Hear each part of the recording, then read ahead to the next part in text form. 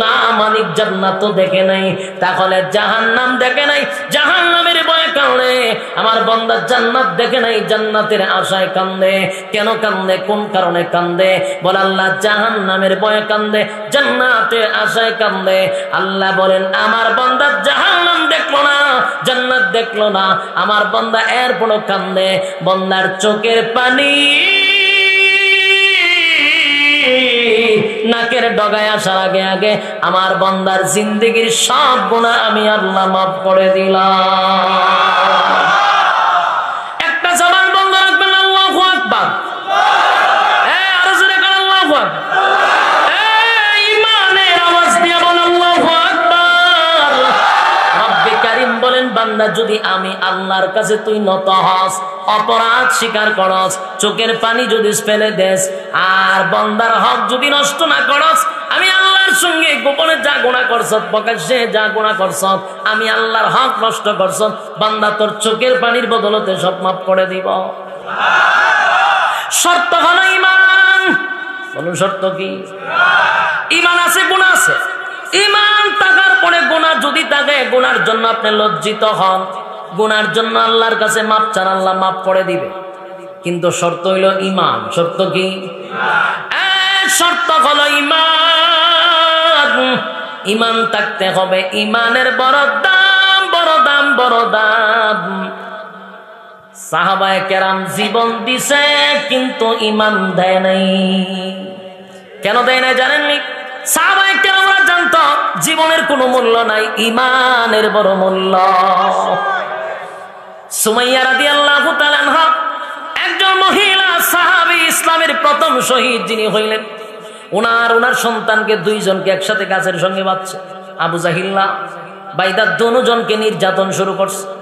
নির্যাতনের steam ruler চাপায়া দিল, আঘাতের পর আঘাত। সন্তানের সামনে মাকে নির্যাতন করে, মার সামনে সন্তানকে নির্যাতন করে। একটা পর্যায়ে সন্তানের সামনে মাকে উলঙ্গ করে দিল। এরপরেও সন্তানকে গিয়া বলে তোর মাকে এখন উলঙ্গ করে নির্যাতন করব, ভালো থাকতে কালেমা ছেড়ে দে। মা অপার থেকে চিৎকার দিয়া বলে সন্তান রে, জীবন যদি চলে যায় চলে যাক, জীবন গেলে জীবন পাবো পরকালে, কিন্তু ঈমান গেলে ঈমান পাবো না। মা তার সন্তানকে বেঈমানদের নির্যাতনের মাঝখান থেকে নসিহত করে, বাবা জীবন যদি চলে যায় জীবনটা দিয়া দিবি, কিন্তু ঈমান নামক দৌলত দিবি না। আবু জাহিল্লার মেজাজ গরম হয়ে গেল। সুমাইয়া রাদিয়াল্লাহু তাআলা আনহাকে লজ্জাস্থানের মধ্যে বর্ষা মাইরা দুনিয়ার থেকে বিদায় করে দিছে। বলুন ঈমান দিছে? কথা বলেন না। ঈমান দেয় নাই, ঈমান দেয় নাই, ঈমান দেয় নাই, জীবন দিয়ে দিছে। কথা হয় না? জীবন দিছে, ঈমান দেয় না। বর্তমান বিশ্বের দিকে তাকায়া দেখেন, আফগানিস্তান 20টা বছর লাল চামড়া কুত্তাগুলির সঙ্গে যুদ্ধ করছে। 20 বছর। কয় বছর? রাশিয়ার সঙ্গে করছে 20 বছর।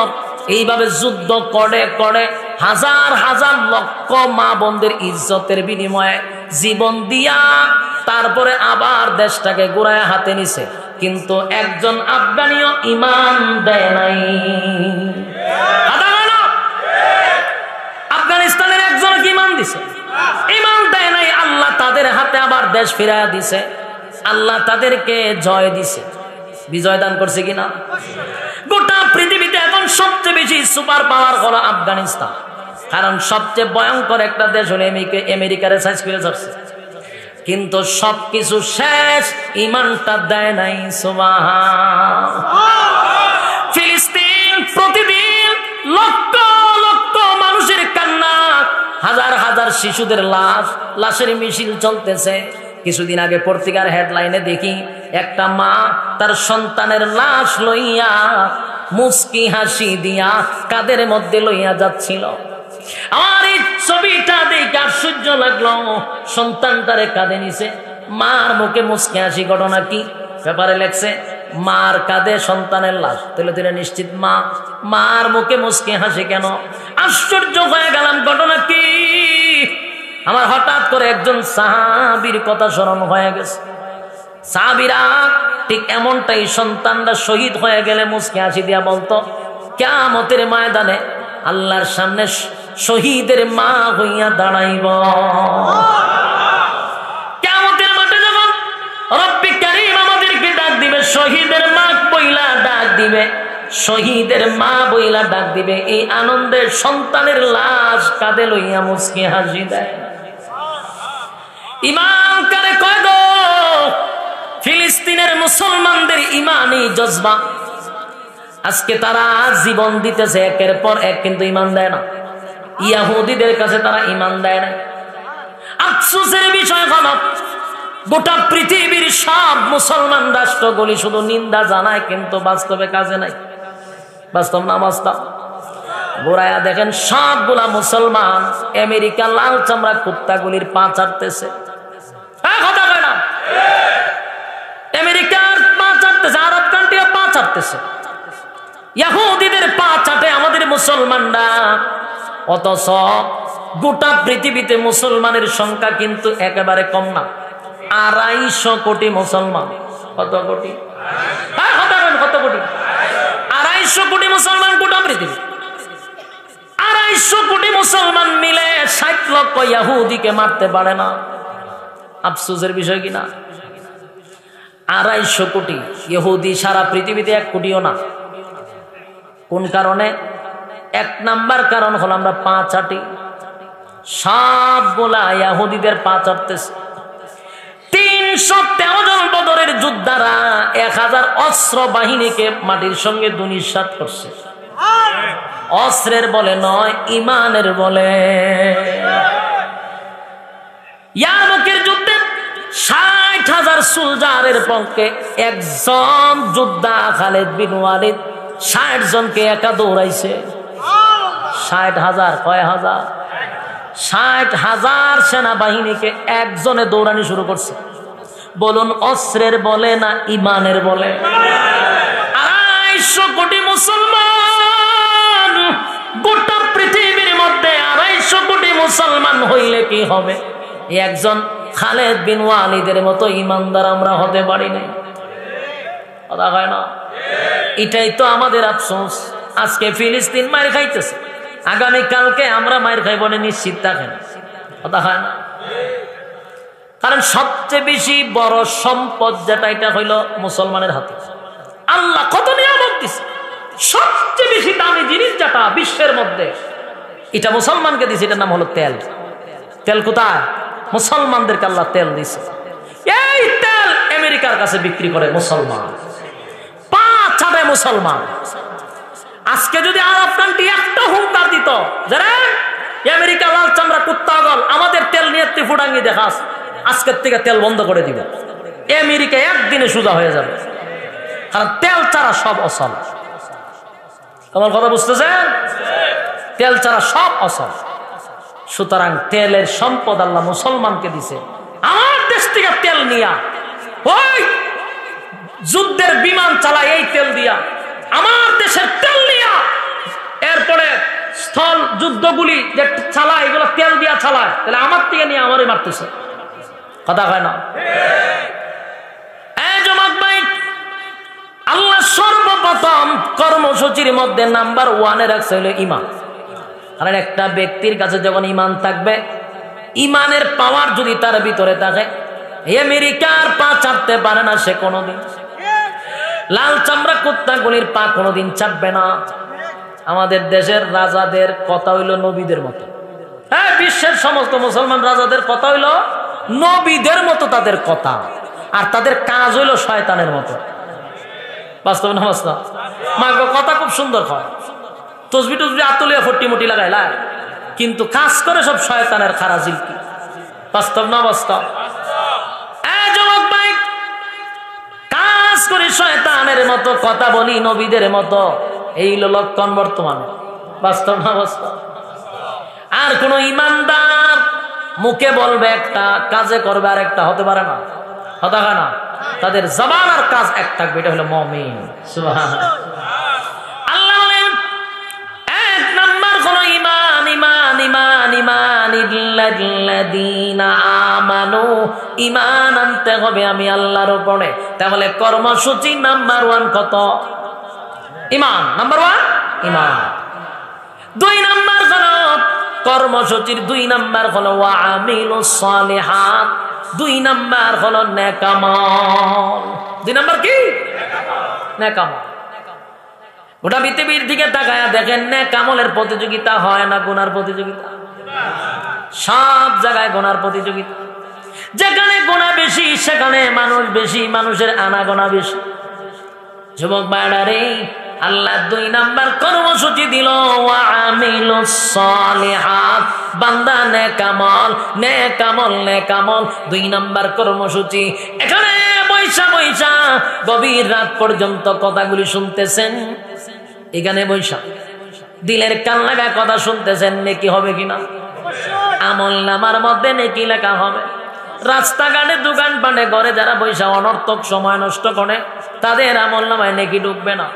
এই জন্য আল্লাহ বলেন নেকি দরকার আছে, 2 নম্বরে আল্লাহ রাখছে নেক আমল। নেক আমলের দরকার, কর্মসূচি 2 নাম্বার। ভালো করে শুনেন, 2 নাম্বার কর্মসূচি নেক আমল। এখানে বৈশা রয়েছে, প্রতিটা অক্ষরে 10টা করে নেকি আপনার আমল নামায় লেখা হচ্ছে। তাহলে লাভ না লস? যত জায়গায় দেখবেন নেকির প্রতিযোগিতা চলে, সেখানে গিয়ে উপস্থিত থাকবেন, কারণ 2 নাম্বার কর্মসূচি হলো নেক আমল। আল্লাহ বলেন ওয়ামিলুস সালিহাত, বান্দারে 2 নাম্বার হলো নেক আমল। নেক আমল ছাড়া কোনো উপায় নাই, নেক আমল লাগবে, নেক আমল লাগবে। হাসরের মাঠে একটা নেকি কেউ আপনাকে দিবে না, মাও দিবে না, বাবাও দিবে না, স্ত্রী দিবে না, সন্তানেরা দিবে না, কোনো ফির আপনাকে একটা নেকি দিয়ে সাহায্য করবে না। কত দিবেন না? না ফিরে দিব? আল্লাহ বলেন ইয়াউমা ইয়াফিরুল মারউ মিন আখিহি ওয়া উম্মিহি ওয়া আবিহি ওয়া সাহিবাতিহি ওয়া বানি। কিয়ামতের ময়দানে মা তার সন্তানকে অস্বীকার করবে, বাবা তার সন্তানকে অস্বীকার করবে, স্ত্রী স্বামীকে অস্বীকার করবে। একটাই কারণ, যদি স্বীকার করে তাহলে নেকি দিতে হবে। কি দিতে হবে? তাহলে কেউ কাউকে নেকি দিয়ে সাহায্য করবে না। আল্লাহ বলেন এই জন্য 2 নাম্বার কর্মসূচি হলো নেক আমল। নেক আমল ছাড়া কোনো উপায় নেই। 3 নাম্বার ওয়াতাওয়াসাউ বিল হক, 3 নাম্বার হলো হক কথা। 3 নাম্বার কি কথা? হক কথা। 3 নাম্বার হলো হক কথা। সমাজের মধ্যে হক কথা এখন না থাকলে চলে, কথা হয় না? হক কথা নাই। হক কথা যদি ইমাম মিম্বরে বৈশা বলে, ইমামের চাকরি শেষ। হক কথা যদি মাদ্রাসার মুহতামিম বলে, মুহতামিমগিরি শেষ, কথা হয় না? বক্তায় যদি হক কথা বলে, তাহলে 60 দেওয়ালের ভিতরে বন্দি রাখো। তাহলে হক কথা এখন নাই, কিন্তু আল্লাহর কথা হলো বান্দারে 3 নাম্বার কর্মসূচি হলো হক কথা। আপনি কার কথা মানবেন? আল্লাহ বলেন হক কথা বলতে হবে। হক কথা কিন্তু তিতা, হক কথা কিন্তু বেশি মজা না। হক কথা যারা বলবে, এই কথাগুলো মজা লাগে না, কিন্তু বলার কথা বলছে কে? 3 নাম্বার হলো হক কথা। আজকে থেকে নিয়ত করতে হবে হক কথা বলবো নি, কথা বলেন না? হক কথা বলতে হবে, এটা নিয়ত করেন, হক কথা বলা দরকার। এরপরে 4 নাম্বার হলো ওয়াতাওয়াসাউ বিস সবর। 4 নাম্বার হলো বান্দা ধৈর্য ধরো, সবর করো। 4 নাম্বার কি? সবর। সময়ের কসম করছে আল্লাহ। আল্লাহ কি কোনো সাধারণ জিনিসের কসম করে? সস্তা জিনিসের কসম করে? দামি জিনিসের কসম করে? আল্লাহ দামি জিনিসের কসম করছে, তার মানে সময়টা বড় দামি, বড় দামি সময়। বুঝলো না কপাল পোড়া বাংলাদেশ। যেন স্বাধীন হইল 50 বছর, 50 বছরের আগে যা ছিল এখনো তাও বেশি ব্যবধান হয়েছে না। বেশি যে একটা উন্নত হয়েছে এমনটাও না। আমরা তো সাবা মারি যে উন্নত হইয়া আমেরিকা কাছাকাছি চলে গেছে, কিন্তু তা সাবা মারি তেমন একটা উন্নত হয়েছে এমনটা না। 50 বছর হয়েছে এই দেশ স্বাধীন হয়েছে। আমার দেশে কি নাই বলেন, কিন্তু উন্নত হচ্ছে না কেন? সময়ের অপচয়, সুর বাটপার সিটার দিয়া দেশটা ভরপুর করছে। সব সেক্টরে দুর্নীতিবাজ, টেন্ডারবাজ, সাদাবাজ। লুটটা ফুটটা খাইয়া দেশটারে একেবারে দিল্লি ভাড়াই দিতেছে। তুই দেশ উন্নতি কেমনে? বলতে গেলেই তো হুজুর বালা না। জীবনে কোনোদিন কোন হুজুর, কোন আলেম, মাদ্রাসার শিক্ষক রে চাল চুরিত পাইছেন? দান চুরিত পাইছেন? টেন্ডার বাজিত পাইছেন? সাদাবাজি, রডের বদলা বাস, তেলের বুতরে খাটের তোলে। এরপর হুজুররা দোষ। যত সিটিং বাটপার আছে হেরা করে, আর সবচেয়ে ভদ্র নম্র হুজুরের উপরে দোষ চাপায় যায়। আবার উন্নয়নের স্লোগান ইতা পাবলিক বুঝে এখন। সম্মানিত সুধী, তাহলে সময়টার গুরুত্ব দেওয়ার দরকার আছে না নাই? আল্লাহ বলেন সময়ের কসম, সময়ের কসম। এখন তাফসীর কারকরা বলে সময়টা কি? তাফসীর কারকগণ বলেন এটা কোন সময়? তারা বলেন এটা তোমার হায়াতের সময়। প্রত্যেকের হায়াত, এই হায়াতের কসম করছে আল্লাহ। আল্লাহ বলেন তোমার হায়াতের কসম। তাহলে এই সূরার শুরুতে একটা কসম এবং 4টা কর্মসূচি। বলুন কসম কয়টা? ভাই আওয়াজ দিয়ে কয়েন 4টা কেমনে হয় কসম? ইতালের ওয়াজতেও নেন।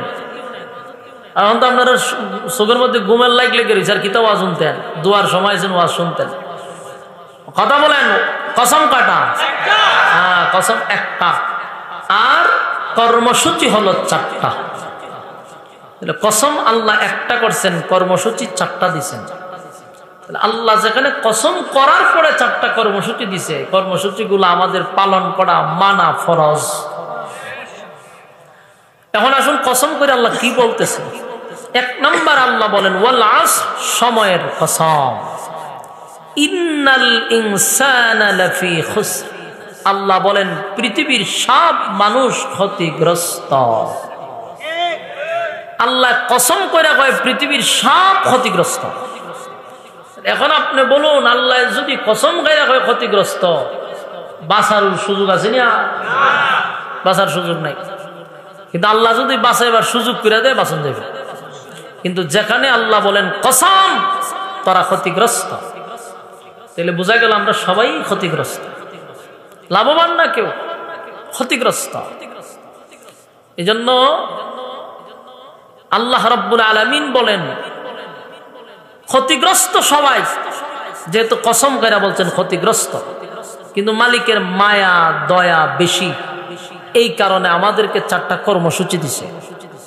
ক্ষতিগ্রস্ত বলার পরে কয়টা কর্মসূচি দিছে? 4টা। আমি জানি তোমরা ক্ষতিগ্রস্তের মধ্যে আছো, কিন্তু 4টা কর্মসূচি দিলাম, যদি পালন করো তাহলে ক্ষতিগ্রস্ত হবে না। দেখেন অপশন কিন্তু আল্লাহ রাখছে। বলছেন তোমরা ক্ষতিগ্রস্ত, আবার বলেন 4 কর্মসূচি মানলে ক্ষতিগ্রস্ত হবে না। তাহলে 4টা কর্মসূচি যদি আমরা না মানি, 100% আমরা ক্ষতিগ্রস্ত।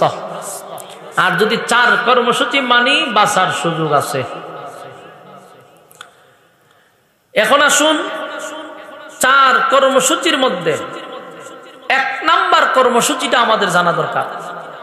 আর প্রথম আমরা যদি একটু সময় নাই, যদি সময়টা থাকতো, তাহলে এই আলোচনা, এই তাফসীর অনেক বুঝার আছে এই সূরার মধ্যে। কারণ এই সূরা সম্পর্কে রইসুল মুফাসসির আব্দুল্লাহ ইবনে আব্বাস রাদিয়াল্লাহু তাআলা আনহু বলেন এই সূরা সম্পর্কে, যে গোটা কোরআনে যদি আর কোনো সূরা না থাকতো, শুধু একটা সূরা, সূরা আসর থাকতো, গোটা পৃথিবীর মানুষের জন্য এই সূরাটা হেদায়েতের জন্য যথেষ্ট ছিল। এখন বুঝুন এটা কেমন সূরা। যদিও সূরাটা ছোট্ট, সব সূরার ভিতরে ঢুকায় রাখছে, তাহলে এটা সাধারণ কোনো সূরা না। এই সূরার আলোচনা এত সহজও শেষ করার মতো না, কিন্তু লস করছেন আপনারা, নাহলে অনেক সময় আলোচনা করতে পারতাম। সম্মানিত সুধী, তাহলে শুনুন, এই সূরা নাজিল হয়েছে মক্কায়। নাজিলেরও কিছু কারণ আছে। এখন শানে নজুল করতে গেলে মিনিমাম 1 ঘন্টা দরকার। এটার যে শানে নজুলটা শুইনা যদি আমরা আলোচনা যাইতাম, তাহলে কথাগুলি শুনতে বুঝতে আর অনেক সুবিধা হইত।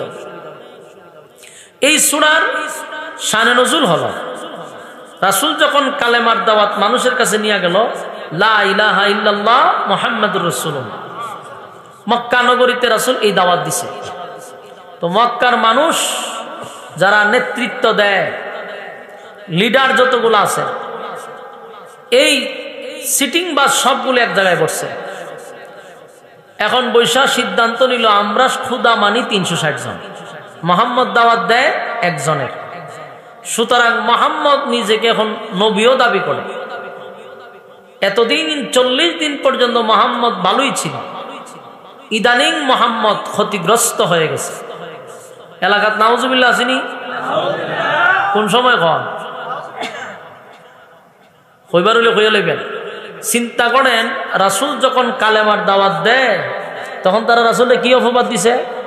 উনি ক্ষতিগ্রস্ত হয়ে গেছে। তো আল্লাহ রাব্বুল আলামিন তখন বললেন যে আপনাকে কেউ গালি দিলে আমি সহ্য করতে পারি না, সুতরাং তারা আপনাকে ক্ষতিগ্রস্ত বলছে। এর জবাবে আল্লাহ রাব্বুল আলামিন এই সূরা আসর নাজিল করছে। সূরা আসর আল্লাহ নাজিল করলেন। নাজিল করে কি জবাব দিল? যে তারা আপনাকে বলছে আপনি ক্ষতিগ্রস্ত, আর আমি আল্লাহর বক্তব্য হলো তাদেরকে বলুন সূরা আসর দিয়ে যেন তারা একটা মাপ দেয়, দিলে বোঝা যাবে কে ক্ষতিগ্রস্ত আর কে লাভবান। তাহলে এখান থেকে আমরা যে বিষয়টা বুঝলাম, এটা হলো এই সূরাটা একটা মাপকাঠি, এই সূরাটা একটা স্কেল, এই সূরাটা একটা মিটার। মিটার বুঝুননি? মাপ দেওয়া। তাহলে এই সূরাটাকে আল্লাহ একটা মিটার বানায় পাঠাইছে, এখানে ওইটা মাপ দিলেই বোঝা যায় কে ক্ষতিগ্রস্ত আর কে লাভবান। কারণ মাপ দেওয়ার সিস্টেমটা তো জানতেই হবে। এখানে মাপ দেওয়ার সিস্টেম কেউই জানে না, জানে একমাত্র উলামায়ে কেরাম। তো তার কাছ থেকে তো আপনাদের জানতে হবে যে মাপ দেয় কেমন। মিটার তো আছে, কিন্তু মাপ দেওয়ার সিস্টেম জানতে হবে। আল্লাহ এটাকে একটা মিটার হিসাবে নাজিল করছে। তা আল্লাহ রাসূল বলেন এদেরকে বলেন মাপ দিতে। মাপ কিভাবে? বলে প্রথম বুঝতে হবে আমরা লাভ আর লস কি বুঝলাম। এখানে একটা কথা আছে লাভ, একটা আছে লস। তারা তো রাসূলকে বলছে উনি ক্ষতিগ্রস্ত। হে ক্ষতিগ্রস্ত আর কে লাভবান, দুইটা শব্দ, লস লাভ, লস লাভ। তো লস লাভ আমরা বুঝি ব্যবসার ক্ষেত্রে। ব্যবসা করতে গেলে লাভ লস আছে। তো বলুন তো দেখি, ব্যবসা করতে গেলে সর্বপ্রথম কি লাগে? পুঁজি লাগে। পুঁজি, পুঁজি দিয়ে ব্যবসা শুরু করে। পুঁজি যদি আপনার কাছে মজুদ থাকে, মানে পুঁজি পুরাটাই আছে, এখন যা আসতেছে এটা কি? লাভ। যা আসতেছে, পুঁজিও শেষ, আসলো না, লাভ না লস? ক্ষতিগ্রস্ত, লস। আল্লাহ বলেন যেহেতু তোমরা ব্যবসা করো, আমি ব্যবসা দিয়ে তোমাদেরকে বুঝাই। এই গোটা পৃথিবীটাকে আমি বানাইছি একটা মার্কেট, আর ব্যবসা করার জন্য পাঠাইছে আমাদেরকে। তো আমরা এই মার্কেটে ব্যবসা করতে আসছি। এই ব্যবসা করতে গেলে সর্বপ্রথম লাগে পুঁজি। আল্লাহ বলেন প্রত্যেককে আমি পুঁজি দিয়া পাঠাইছি, আর এই পুঁজিটার নাম হলো সময়, মানে হায়াত। বলুন কি? হায়াত। এই হায়াতটা কি সময় বলা হয়? খুব মনোযোগ দেওয়া, শুধু শুনেন তো অল্প কথাই নাজাতের জন্য যথেষ্ট। বেশি কথা লাগতো না, শুধু একটু একটু মেধা লাগবে কথাগুলি বুঝতে, কারণ এটা গিচ্ছা না। কিন্তু গিচ্ছা কাহিনী হইলে আবার মনোযোগ লাগে না। কিন্তু যদি আপনি কোরআন থেকে কথা শুনতে চান, একটু মেধা খাটাইতে হবে। প্রথম খেয়াল করেন, আল্লাহ কয় গোটা পৃথিবী বানাইছি মার্কেট, তোমাদেরকে বানাইছি ব্যবসা করার জন্য। ব্যবসা করবা তো পুঁজি লাগবে, পুঁজি দিছি। পুঁজিটা কি? হায়াত। পুঁজিটা হায়াত। এখন হলো মুনাফা। মুনাফা কি? নেকামল। মুনাফা কি? নেকামল। এখন আসেন মাপ দেওয়ার সিস্টেমটা শেখাচ্ছি আপনাদের। প্রথম কথা হলো ব্যবসার জন্য দুনিয়া নামক জায়গায় পাঠাইছি, হায়াত তোমাদের পুঁজি দিয়া দিছে, মুনাফা নেকামল। এখন হায়াত পুঁজিটা কতটুকু দিছে? একটা গড়ে যদি মিলাই, গড় গড় সর্বোচ্চ 60 বছর। এখনকার জেনারেশন 60-এর উপরে যায় না। এখানে কিন্তু আবার অনেক মুরব্বীর আছে বয়স 60-এর উপরে। যেটা 60-এর উপরে আছে বুঝবেন যে বোনাস পাইতেছেন। আর আমরার যে জেনারেশন 60 তো দূরের কথা, 40 গেলে এখন ব্লক হইয়া জায়গা, স্ট্রোক হইয়া জায়গা, প্যারালাইসিস হয়ে জায়গা। বাস্তব না বাস্তব? বাস্তব যদি মনে হয় তো একটু বাস্তব কইন না। অবাস্তব কইছি তিখানে একটা গুতা দিয়া ফোন লাগবে। এখনকার জেনারেশন 40-এ গেলেই বিভিন্ন রোগে আক্রান্ত হইয়া শেষ। কিন্তু এখানে দেখেন অনেক মুরব্বী আছে 60-এর উপরে বয়স, এখানে তো আমার চাচার এক মুরব্বী আছে, আপনার চাচার বয়স তোমার 60-এর উপরে, হুজুরের কাছাকাছি। তাহলে কারণটা কি? আমাদের বাপ দাদার বয়স এত বেশি ছিল কারণ তাদের মধ্যে গুনাহ কম ছিল, মুরব্বীদের মধ্যে গুনাহ কম ছিল, হায়াত লম্বা। আমরা 40 গেলে আমরা তাওরায় ফিরে যাই, গুনার সংখ্যা বেশি। কথা কই না? বাস্তব, গুনার সংখ্যা বেশি। আগে গুনাহের প্রতিযোগিতা ছিল না, এখন গুনাহের প্রতিযোগিতা। আগে আমাদের মুরব্বীদের মধ্যে নেকির প্রতিযোগিতা ছিল, এখন হলো গুনাহের প্রতিযোগিতা। সাপোজ একটা কথা বুঝাই, যদি এই জায়গাতে আমি না আইসা মমতা জাফাই তো বিদ্যুতের ফেরিওয়ালা, কি বুঝেন 500 টাকা করে টিকিট দিয়েও জায়গা পাইতেন? পাইতেন? এত ভিড় লাগতো মানুষের। কেন? গুনাহের প্রতিযোগিতা।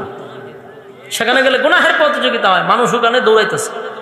নেকির প্রতিযোগিতায় মানুষ কম। আল্লাহ রাসূল বলেন 1000-এ একজন জান্নাতে যাবে। তাহলে হিসাব করেন 999টা তো মমতা জাফার সাথে যাইতে হইব। এরা এখন চিন্তাও নাই, কারণ এখন জান্নাতের টিকিট দেওয়া না, লোক হবাই যাবার বেরিয়ে গেছে, ডাইরেক্ট জান্নাত বলে দেয় যে আপনি জান্নাতি।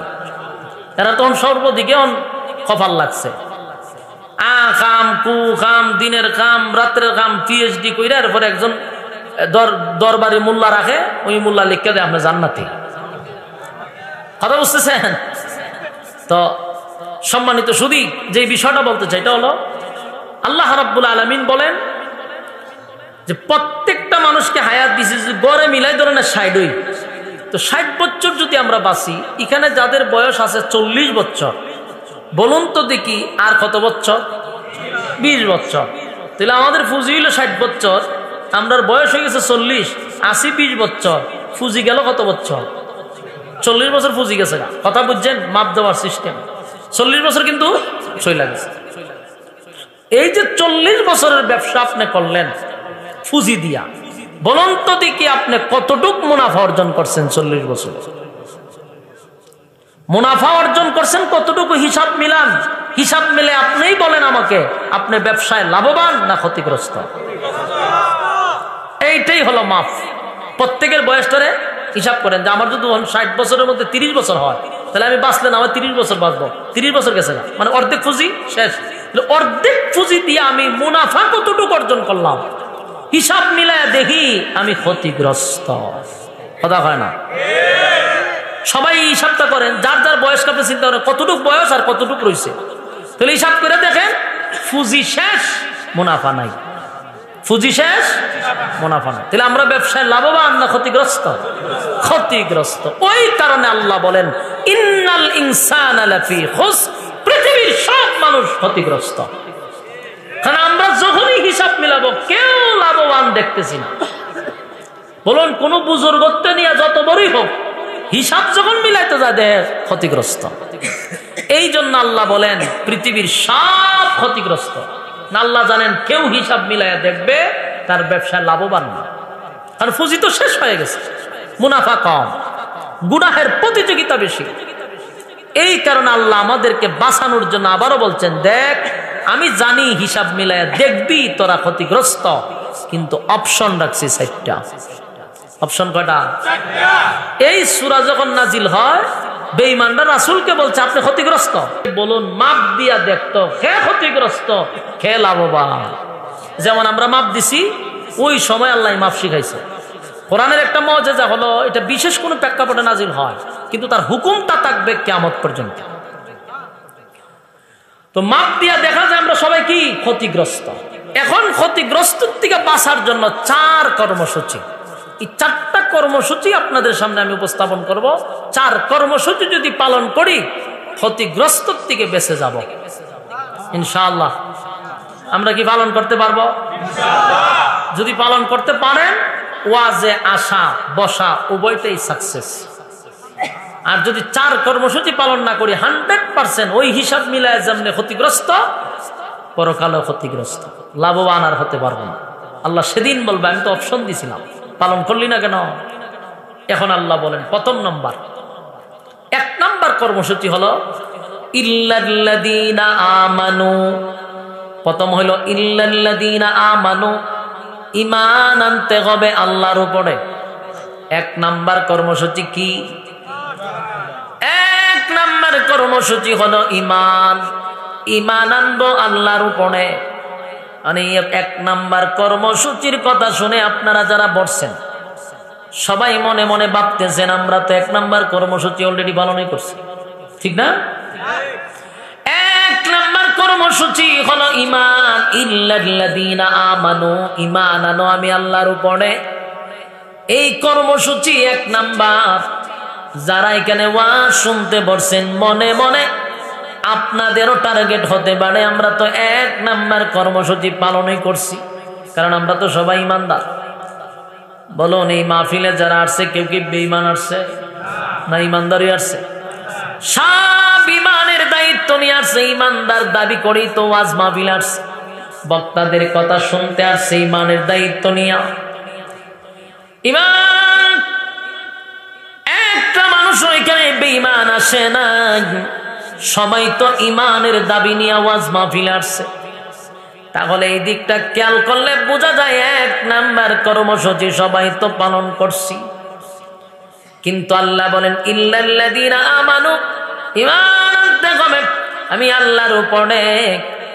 তাহলে আপনাদের দাবি ঈমান লইয়াই তো বলছি ওয়াজে এক নাম্বার কর্মসূচি পালন হয়ে গেছে। এক নাম্বার কর্মসূচি যদি পালন হয়ে যেত তাহলে আল্লাহ ঈমানদারকে ঈমানের ওয়াজ করতো না। কোরআনে বহু জায়গায় ইয়া আইয়ুহাল্লাযীনা আমানু শব্দটা আছে, হে ঈমানদার বইলে আল্লাহ ডাক দেয়, ঈমানদারকে ঈমানের ওয়াজ করে। কথা হয় না দি? ঈমানদারকে আল্লাহ বলেন ঈমান আনো, ঈমানদারকে আল্লাহ বলেন জাহান্নাম থেকে বাঁচো। ইয়া আইয়ুহাল্লাযীনা আমানু কু আনফুসাকুম ওয়া আহলিকুম নারা। সব জায়গায় দেখবেন ঈমানদার কি আল্লাহ বলেন ঈমান আনো, ঈমানদার কি বলে জাহান্নামের আগুন থেকে বাঁচো। কোন বেঈমানকে বলে আল্লাহ ঈমান আনো, কথা হয় না। ঈমানদারকে আল্লাহ বলে ঈমান আনো, ঈমানদারকে ঈমানের ওয়াজ করে। কোন বেঈমানকে আল্লাহ ঈমানের ওয়াজ করে না। ঈমান আনবা আল্লাহর উপরে। চলবো চলবো জান চলবো জান, এটা দললি বুঝছি সমস্যা। ঈমান আনবা আল্লাহর উপরে। ইল্লাল্লাযীনা আমানু, এ যুবক বাড়া মুরব্বী বাবারা কথা যদি দিলের কান লাগায় শুনেন তাহলে বুঝবেন, আর দিলের কান লাগায় না শুনলে ওয়াজ বোঝার ক্ষমতা আপনাদের নাই। এটা ইচ্ছা কাহিনী না, মনোযোগ দিয়ে শুনবেন। এখানে কথাগুলি দিলের কান লাগায় শুনলে অটোমেটিক আপনার ব্রেইনে ঢুকবে। আল্লাহ তো বলছে ঈমান আনতাম, আমরা তো সবাই ঈমানদার, ঠিক না? প্রশ্ন হইতে পারে আমরা ঈমানদার, ঈমান তো আল্লাহর উপরে আনছি, তারপরও কেন আল্লাহ ঈমান আনো? তার মানেটা কি আমাদের বোঝা দরকার। কারণ আল্লাহ কিন্তু ঈমানদারকেই বলে জাহান্নামের আগুন থেকে বাঁচো, কোন বেঈমানকে বলে না জাহান্নামের আগুন থেকে বাঁচ। কোন বেঈমানকে আল্লাহ বলে না ঈমান আন, আল্লাহ বলে ঈমানদার ঈমান আন, ঈমানদার জাহান্নামের আগুন থেকে বাঁচ। তার মানেটা কি? তার মানেটা দিলের কান লাগায় বোঝা দরকার। আল্লাহ বলেন ইল্লাল্লাযীনা আমানু, ঈমান আনতে হবে আল্লাহর উপরে। তার মানে আমরা যারা বলছি যদিও আমরা ঈমানদার দাবি করি, কিন্তু ঈমান মাপার থার্মোমিটার না থাকার কারণে আমরা মাইপা দেখতে পারি নাই। আল্লাহ রাব্বুল আলামিন যদি ঈমানদারের ঈমানি থার্মোমিটার দিয়া দিত তাহলে কিন্তু আমরা চেক করলে বোঝা যাইতো কতটুকু ঈমান আছে। এইভাবে উঠতেছেন কেন আপনারা? হ্যাঁ, উড়াউড়ি করতেছেন কেন? এই যে একটা অভ্যাস, আমাদের মাদ্রাসার একটা অভ্যাস হইল, হুজুররা কথা ছাত্র লইয়া বইব, যেই মাত্র আপনার সময়টা হইব ইশারা দিব সব উঠে যাবে। এটা এদের দোষ বলতেছি না, কারণ এদের একটা টাইম আছে, এদের একটা ঘুম আছে, একটা রুটিন আছে। 12টা বাজছে, এখন কি আর বসে থাকা সম্ভব? না, ওই টাইমটাতে আমার বসাইছে। যখন হুজুররা সিগনাল দিয়ে হুজুর ছাত্র লইয়া যাইব, এই টাইমটা বসাইছে। একটা প্যান্ডেল থেকে মানুষ উঠতে গেলে হুজুরের খুব ভালো লাগে, বক্তার খুব আনন্দ লাগে, তখন এরকম একটা সময়ের নাম আর বসাইছে। আরো কিছু যান, প্যান্ডেলটা আরো খালি করেন, সুন্দর লাগবে। এক নম্বর হলো ঈমান।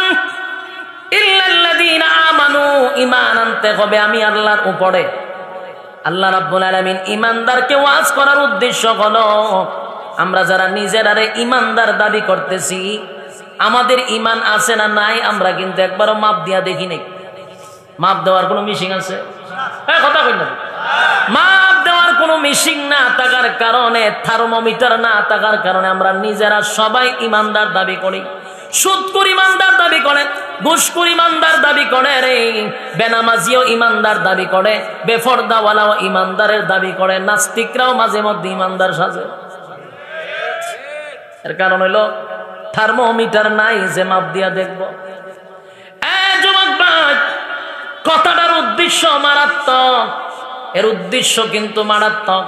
আল্লাহ ইমানদারকে ইমানের ওয়াজ করার মানে হলো দাড়ি টুপি থাকলে ইমান যে আছে বিষয়টা এমন না। আমাদের দেখতে দাড়ি আছে, টুপি আছে, মাথায় নামাজ পড়ি কালো দাগ হয়ে গেছে, অথচ গিয়া তালাশ করে দেখেন থার্মোমিটার যদি থাকতো মাপ দিয়া দেখা যাইতো ইমান 0 পয়েন্টে। কথা হয় না? এই জন্য আল্লাহ ইমানদারকে ইমানের ওয়াজ করে। বেশ দললি ইমানদার হওয়া যায় না, কারণ ইমান সকালে একবার আমাদের যায়, বিকালে একবার যায়। আবার আমাদের ইমান এত সস্তা, আমাদের কাছে 5 টাকার চার কাছেও বিক্রি করি। বাস্তব না বাস্তব?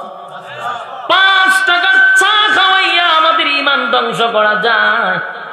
যেমন দেখবেন বুড়া বডির সময় লাঙ্গল মার্কা চা খাওয়াইয়া জিগায় বুট কারে দিবি, আপনারে দিব। আনারস মার্কা চা খাওয়াইয়া কয় বুট কারে দিবি, আপনারে দিব। এরপরে একতারা মার্কা জিগায় বুট কারে দিবি, আপনারে দিব। বুট কয়টা দিল? কয়জন রে? বুট একটা দিল 3 জন রে। তার মানে 1 কাপ চা খাওয়াইলে ইমান শেষ। কথা হয় না? যুবক ভাইয়েরা, আল্লাহ কিন্তু 1 নাম্বার কর্মসূচির মধ্যে ইমানটা রাখছে, কারণ আমাদের ইমান কোন দিকে যায় আমরা নিজেরাও জানি না। ফার্মেসিতে গিয়া কয় ওষুধ দেন, ওষুধ খাইয়া পরের দিন ফার্মেসিতে ফার্মেসির ডাক্তারের জিগায় কি খবর, কয় কালকে ওষুধ না খাইলে মইরা গেছিলাম। আপনারা নাউজুবিল্লাহ কইতেছেন, ঠিক আছে, কিন্তু এটা আপনারা কাছের মানুষই কইতেছে। এই কথা একবারে হাস্যা বলে, যেটা কোনো ব্যাপার না। ওষুধ না খাইলে মরে গেছিলাম না, এই যে কথা বলছেন জানালা দিয়ে ইমান গেছে গা, আপনি বলতে পারেন না। বাস্তব না বাস্তব? আবার আমাদের মধ্যে অনেক মানুষ বলে আমার ছেলেটা যদি বিদেশ না থাকতো তাহলে না খাইয়া মরতাম। বলেনি? ইমান আছে না গেছে? খাওয়ানোর মালিক কি ছেলে, বাঁচানোর মালিক কি ওষুধ? এই ছোটখাটো বিষয় আমাদের মুখ দিয়া প্রতিদিন চলতেছে, অথচ আমরা নিজের আরে ইমানদার দাবি করি। কথা হয় না? আরো যায়, আরো বহু জায়গায় ইমান চলে যায়, আমরা টেরও পাই না। মাথা বানাইছে একমাত্র আল্লাহর জন্য, কপাল টাকার জন্য। আল্লাহ ছাড়া কারো কাছে মাথা নত করা যাবে না, আল্লাহ ছাড়া কাউকে সেজদা দেওয়া যাবে না। কিন্তু এই মাথা অনেক সময় জায়গায় বে জায়গায় টেকাইয়া বইয়ে থাকে। কথা হয় না? মাজারেও গিয়ে সেজদা দেয়, দরগায় গিয়ে সেজদা দেয়, জড়ার পায়ে সেজদা দেয়, ল্যাংটার পায়েও সেজদা দেয়। ইমান আছে না গেছে? তাহলে ইমান যাওয়ার রাস্তা আছে, দরজা খোলা আছে। এই জন্যই আল্লাহ জানে আমাদের খাসলত বড় খারাপ, 5 টাকার চার কাছে আমার ইমান বিক্রি হয়। এই জন্য আল্লাহ আমাদেরই ওয়াজ করে, বান্দারে ইমান আনবি তো আমি আল্লাহর উপরে। কথা বুঝতেছেন কেন আল্লাহ ইমানদারকে ইমানের ওয়াজ করে? কারণ যারা এই কাজগুলি করে সবাই কিন্তু ইমানদার দাবি করে। কথা হয় না? সুদ খাইয়া PhD করছে, এও কিন্তু ইমানদার দাবি করে। এক ওয়াক্ত নামাজ পড়ে না, বছর একবার ঈদের সময় বাড়িতে আসার নামাজ পড়ে, ও কিন্তু ইমানদার দাবি করে। কথা হয় না? তাহলে আল্লাহ বলেন ইমান আনো আমি আল্লাহর উপরে, কারণ ইমান এত দামি, ইমান এত দাম, এত দাম, এত দাম। ইমান যদি থাকে, গুনাহ যদি পাহাড় পরিমাণ হয়, গুনাহটা যদি সাগরের ফেনার দরিয়ার মতো হয়, আল্লাহ বলেন এই গুনাহর কারণে জাহান্নামে দিব, কিন্তু একটা সময় বান্দা আমি তোরে জান্নাত দিব। কিসের কারণে? ইমানের কারণে। ইমান থাকলে আগুনে পোড়াইয়া আবার জান্নাতে দিব, কিন্তু ইমান যদি না থাকে শেষ। কথা হয় না? ইমান যদি থাকে গো, ইমান যদি থাকে, গুনাহ করতে করতে করতে করতে যদি পাহাড় পরিমাণও করি, আর একটা সময় বান্দা যদি জীবনের সব গুনার উপরে যদি লজ্জিত হয়ে যায়, বাবা যদি গুনার উপরে লজ্জিত হইয়া একটা সময় আল্লাহর কাছে লজ্জিত হইয়া বলে, মালিক রে, গুনাহ করে ফেলেছি, অন্যায় করে ফেলেছি, অপরাধ করে ফেলেছি, নিজের মাথায় তো নিজে কোড়াল মেরেছি। গুনার পরে মানুষ অনুতপ্ত যদি হয়, লজ্জিত যদি হয়, আর নিজেই যদি নিজে আল্লাহর কাছে ধরা দিয়া বলে, মালিক গুনাহ করেছি, যে গুনাহ যদি আমার মা দেখত, সন্তান বলে স্বীকার করত না, বাবায় যদি গুনাহ দেখত, বাবা সন্তান বলে স্বীকার করত না, আমার স্ত্রী যদি গুনাহ দেখত, স্বামী বলে স্বীকার করত না, সন্তানরা যদি আমার গুনাহ দেখত, বাবা বলে কোনোদিন ডাকতো না। আল্লাহ এত গুনাহ করছি, আপনি ছাড়া আর কেউ জানে না। বান্দা যদি গভীর রজনীতে নুজুলে রহমতের সময়, দোয়া কবুলের সময়, যেই সময়টাতে মানুষ তার স্ত্রী পুত্র লইয়া ঘুমায়া যায়, যেই সময়টাতে পশু পাখিরা ঘুমায়া যায়, যেই সময়টা নিস্তব্ধ হয়ে যায়, হিংস্র প্রাণীরা